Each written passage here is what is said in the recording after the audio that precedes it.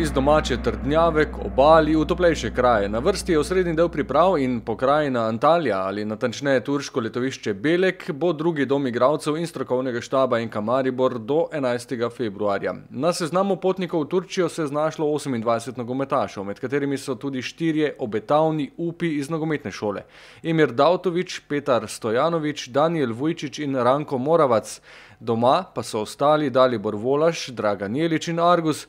Prva dva zaradi možnosti odhoda pred koncem prestopnega roka, mlajšega Brazilca v vijoličasti četi, pa je ustavila poškodba kolena in po magnetni resonanci bo znano, ali bo težave treba odpraviti z artroskopijo kolena.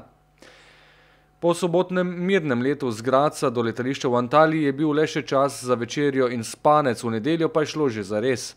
Prvi dan v novem okolju ni minil le ob spoznavanju s hotelskim nogometnim centrom s 4 igrišči, ampak v delovnem ritmu. Ekipa je opravila prvi trening, prva tekmovalna preizkušnja sledi v torek proti Šturmu.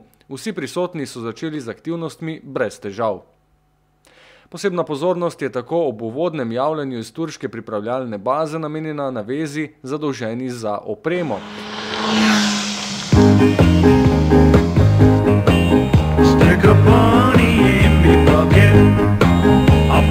Suitcase from the bank, 'cause if you want the best things but you don't ask questions, then brother, I'm your man. 'Cause where it'll come. Da se lahko v Beleku nemoteno trenira, je bilo treba prestati pravi podvig. Več kot tono opreme in rekvizitov za trening sta ekonoma iz Maribora pripeljala s kombijem, kajti tolikšen tovor bi krepko presegel dovoljeno težo na letalu. Na pot sva se podala v četrtek v dopoldanskem času. Vozila sva neprestano do skoraj turške meje, ker sva si privoščila 5-urni počitek. Nato sva pot nadaljevala proti Antaliji. Skupne poti sva opravila 2400 km.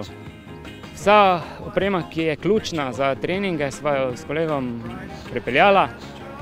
Tako da upam, da bodo naše priprave potekale v predvidenih načrtih in da bodo vsi zadovoljni.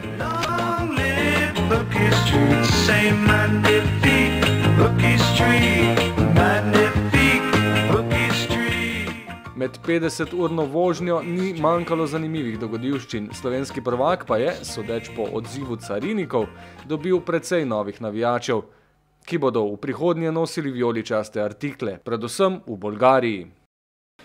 Naj samo opišem stvari na bolgarski meji. Tam so mislim, da opravljajo svoje delo samo zato, da dobijo spominke oziroma kakršnekoli darila. Upam, da bo jih vsaj pridno nosili, da bo nam delali vsaj lepo reklamo.